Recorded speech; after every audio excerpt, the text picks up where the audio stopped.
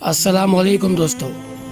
Media اور مغربی media ہمیشہ سے بروس لی، جیکی چین، جیٹ لی اور دیگر ہیرو اور ایکٹرز کے ذریعے ان کی تصویروں کے ذریعے سیر ہوتا آیا ہے اور عوام کو بھی سیر کرتا آ رہا ہے. لیکن جس چیز کے بارے میں ہم اکثر نہیں سنتے وہ ہے اسلام اور مارشل آرٹ کے درمیان کا تعلق. ابتدائی تجارت جس کی وجہ سے عرب مسلمز اور چینیوں کے درمیان زبردست تعلقات قائم ہوئے تھے، اس نے مشرقی چین میں بھی اور مغربی چین میں بھی اسلام کو پھیلایا. ساتھ ساتھ مسلم چینی شناخت کو مضبوط کرنے میں اہم کردار بھی ادا کیا تھا. 1200 کی دہائی میں ابتدائی چینی مسلم نے فوجی قیادت کی عہدوں پر جو کردار ادا کیا وہ اس سے سب سے منفرد تعلق کا آغاز ہوا ہوتا ہے.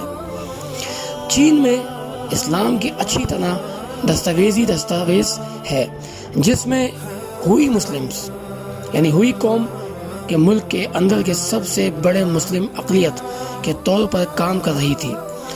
نبی کریم صلی اللہ علیہ وآلہ وسلم کی وفات کے بعد تقریباً 19 سال بعد چین اور عرب کے درمیان ایک رشتہ قائم ہوا تھا. یہ تیسرے خلیفہ حضرت عثمان غنی رضی اللہ تعالیٰ عنہ تھے جنہوں نے خطے میں اسلام کو پھیلانے کی پہلی شوری کوشش شروع کی تھی. بعد میں آنے والے تجارتی لوگوں نے بھی اس میں اسلام کو پھیلانے میں بہت اہم کردار ادا کیا تھا. ہوئی مسلمز جسے ہم ہوئی مسلم کے اندر چائنا کے اندر ہم جانتے ہیں، اس نسب سے آئے تھے. عرب اور چین کے اتحاد سے منتخب چینی ثقافت کی اس منفرد حیثیت کو تشکیل دیا گیا اور اسلامی روایت سے متاثر ہوا تھا جس کی پسند آج بھی ملک کے مختلف حصوں میں دیکھی جا سکتی ہے. اگرچہ زیادہ تر چین کے شمال مغربی حصوں میں مقبوض ہے، ملک بھر کی مختلف مسجد میں مارشل آرٹ کی مشق اب بھی ہوتی ہے جس میں اسلامی علوم ایک ہی وقت میں پڑھایا جاتا ہے.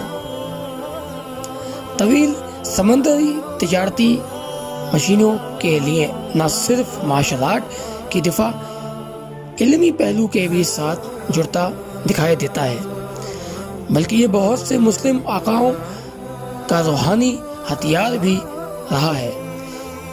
ضبط نفس اور تکمیل کی ضرورت مارشل آرٹ اور روایتی اسلامی تعلیمات دونوں میں جھلکتی ہے. اسلام مارشل آرٹ. اسلام خود پر قابو پانے کی تصور کو مارشل آرٹ کے ماہرین نے جسمانی میدان میں بھی استعمال کیا. پریکٹیشنرز تربیت کے روحانی اور جسمانی دونوں پہلو کو زور دیتے ہوئے پرسکون اجتماعی فیصلے سازی کی ضرورت مسلمانوں کی روایت رہی ہے. جیسے کہ آپ صلی اللہ علیہ وآلہ وسلم نے آپ سے روایت ہے، مضبوط وہ نہیں جو اپنی طاقت سے لوگوں پر زور لگائے، مضبوط وہ نہیں جو اپنی طاقت سے لوگوں پر غالب آ جائے، بلکہ طاقتور وہ ہے جو اپنے آپ پر قابو کرے، اپنے آپ پر قابو میں رکھ کر غصے میں ضبط نفس کو برقرار رکھے. نفس کو برقرار رکھنے میں اجتہاد جو جوہر دونوں رستوں میں لازم قرار دیا گیا ہے. دیگر مارشل آرٹ چاہے ووشو، سلات اور مختلف مارشل آرٹ کی شکلیں پچھلے چند سالوں میں مسلمانوں نے کمال کی وجہ سے بدلائی.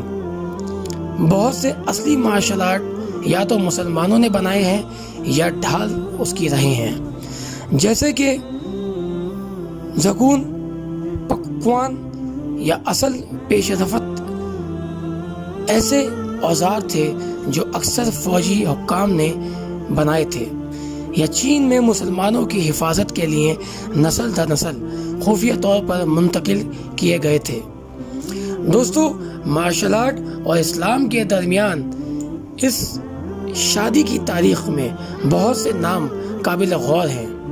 شادی سے مطلب ان کا آپس میں ایک اجتماعی تعلق ہوا تھا، اسلام اور مارشل آرٹ کا. جس طرح ہم آج بھی دیکھتے ہیں کہ 18ویں صدی کے اندر وینگ زی پنگ کا ایک بہت بڑا نام گزرا جو چائنیز کنفو کے گرینڈ ماسٹر تھے۔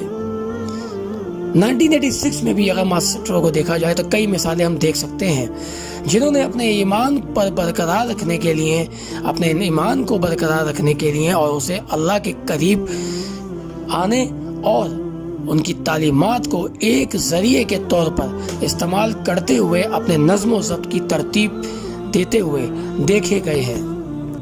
دوستوں، میں اپنی اس ویڈیو میں حضرت سعد ابن ابی وقاص کے مزار جو چائنا میں مقیم ہیں میں وہ دکھا رہا ہوں۔ امید ہے کہ میری ویڈیو کی انفارمیشن کے ساتھ ساتھ آپ تمام لوگ ان کے مزار کو بھی دیکھ سکیں گے۔ قدیم درختوں کے اندر سے دور اور بلند و بالا دیواروں سے گھرا ہوا حضرت سعد ابن ابی وقاص رضی اللہ تعالیٰ عنہ کا مقبرہ، جسے بعض اوقات مقامی طور پر گنزاؤ چین میں اسلامی بابا کا مزار بھی کہا جاتا ہے، اپنے مقدس میدانوں میں باقاعدگی سے زائرین کا استقبال کرنے والے کچھ لوگ سائٹس پر مذہبی خدمات میں حصہ لیتے ہیں، زندگی میں اپنے کام کرتے ہیں اور اپنے عقیدے کی خراج تحسین خود پیش کرنے کے لیے کام کرتے ہیں، لیکن زیادہ تر لوگ اس کو مشنری یعنی اپنا مقصد سمجھ کر احترام و عقیدت پیش کرنے کے لیے بھی کرتے ہیں۔ یہ مشنری جو 1000 سال پہلے چین میں سب سے پہلے اسلام لانے والے حضرت سعد ابن ابی وقاص، جن کے بارے میں کہا جاتا ہے کہ انہوں نے یہاں سپرد خاک کیا گیا تھا، چین میں ٹینگ خاندان، دوستو ٹینگ خاندان کو ضرور نوٹ کر لیجئے گا، ٹینگ خاندان جسے چائنیز روایت میں انگلش میں اگر دیکھیں گے تو TANG ٹینگ لکھا جاتا ہے، اور کراٹے کی مائے باپ کو، چینیوں کے مائے باپ کو ٹینگ ہینڈ کے نام سے بھی پکارا جاتا ہے۔ فی الحال چین میں ٹینگ ہینڈ خاندان کی ابتدائی سالوں کے دوران حضرت سعد ابن ابی وقاص ایک قابل مضبوط سپاہی اور سب سے پہلے اسلام قبول کرنے والوں میں سے ایک تھے۔ چین کے باقاعدہ سفارتی دورے کیے کرتے تھے۔ وہ اپنی والدہ کے ذریعے پیغمبر محمد صلی اللہ علیہ وآلہ وسلم کے رشتہ دار بھی تھے اور انہیں اکثر پیغمبر کا چچا بھی کہا جاتا تھا۔ حضرت سعد ابن ابی وقاص رضی اللہ تعالیٰ عنہ نے چین میں اپنا عقیدہ پھیلایا، جہاں آج ان کی نظم کی جاتی ہے، تعظیم کی جاتی ہے اور اسے باقاعدگی سے منایا بھی جاتا ہے۔ جیسے کہ نمازیوں کے اس سلسلے سے ظاہر ہوتا ہے کہ جو روزانہ اس کی تدفین کے لیے آتے ہیں اور عقیدت پیش کرنے کے لیے مزار کی، کسی کو بھی اس علاقے میں آنے کے لیے خوش آمدید کہا جاتا تھا، خوش آمدید کہا جاتا ہے آج بھی، لیکن صرف مسلم عقیدے کے لوگ ہی اسے کرتے ہیں اور تسلیم کرتے ہیں، اس میں داخل بھی ہو سکتے ہیں۔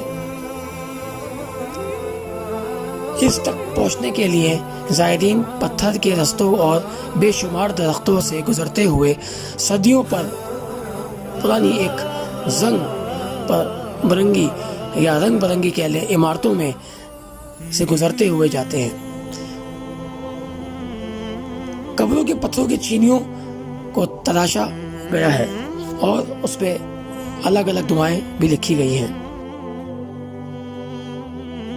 ویڈیو کے بعد انشاءاللہ میں آپ لوگوں کو ایک ایسی انفارمیشن بھی دوں گا کہ مارشل آرٹ کے اندر جو تمام فنڈامنٹلز، تمام انفارمیشن جو آپ کو اب تک چینی، جاپانی، اوکیناون اور دیگر مارشل آرٹ کے اندر دی جاتی ہے، میں آپ کو بتاؤں گا کہ کس طرح اسلامک یعنی اسلام اور صحابہ اکرام کی تعلیمات کے بعد اسے مارشل آرٹ میں شامل کیا گیا تھا، کیونکہ اس سے پہلے مارشل آرٹ کی شکل کچھ اور تھی۔ مارشل آرٹ منظم کبھی بھی نہیں تھا۔ مارشل آرٹ ہمیشہ استعمال کی چیز بربریت، ظلم اور جنگ کے لیے ہی استعمال ہوتا تھا۔ صحابہ اکرام کی ایسی شخصیت دنیا کو ایک تحفے میں ملی کہ جس کے بعد ہر چیز منظم ہوتی چلی گئی۔ انشاءاللہ اپنی آنے والی ویڈیو کے اندر میں آپ لوگوں کو صحابہ اکرام کی اس محنت کے جوہر بھی دکھاؤں گا، بتاؤں گا، اور مارشل آرٹ کی تاریخ کو اندر سے کھوج کر بتاؤں گا۔ امید ہے میری اس ویڈیو کو پسند کرتے ہوئے آپ اگلی ویڈیو کا انتظار ضرور کریں گے۔ السلام علیکم۔